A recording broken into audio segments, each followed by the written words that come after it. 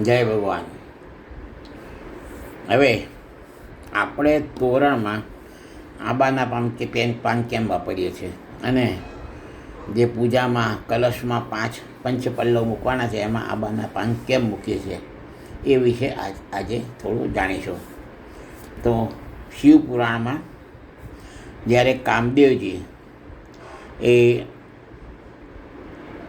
મહાદેવજીને મોહિત કરવા માટે ચારે બાજુ ઝાડમાં લીલોતરી થઈ ગયેલી, સરસ ફૂલ થઈ ગયેલા, કોયલ અવાજ કરતી અને કામદેવજી આંબામાં છુપાઈ ગયેલા. એટલે એક ક્ષણ માત્ર તો શિવજી જાગૃત થઈ ગયા, પણ તરત થયું કે મારા ઉપર કામદેવે બાણ ચલાવ્યા છે. એટલે એમનું ત્રીજું નેત્ર ખોલ્યું. તેમના 2 નેત્ર છે, સૂર્ય અને ચંદ્ર, અને ત્રીજું નેત્ર છે ફાયર, અગ્નિ. ત્રીજા નેત્રમાંથી અગ્નિ નીકળ્યો અને કામદેવ આંબાના વૃક્ષમાં સંતાઈ ગયેલા, પાંદડા વચ્ચે સંતાઈ ગયેલા. એટલે એ અગ્નિથી કામદેવ તો બળ્યા પણ સાથે સાથે આંબાના પાંદડા પણ બળવા માંડ્યા. એટલે આંબો બોલ્યો, હર હર મહાદેવ. અરે મહાદેવજી, મારી જિંદગી તો તમારા જેવી છે.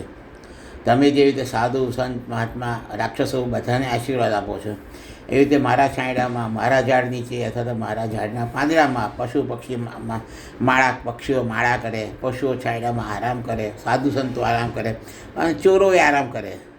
હું શું કરું? મને માફ કરો. એટલે મહાદેવજી એના પર કૃપા દ્રષ્ટિ કરે છે અને આવાની આગ શાંત થઈ જાય છે અને એને આશીર્વાદ આપે છે કે તું આજે હર મહાદેવ બોલ્યો છું તો આ તારા જે પાન મારી નજરથી બળી ગયા હતા એ પાન હવે બધાનું અશુભ દૂર કરનાર થશે.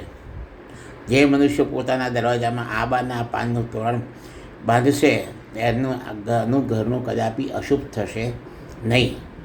એટલે તે દિવસથી આપણે તોરણમાં આંબાના પાન વાપરીએ છીએ અને પૂજામાં કલશમાં આંબાના પાન મૂકીએ છીએ.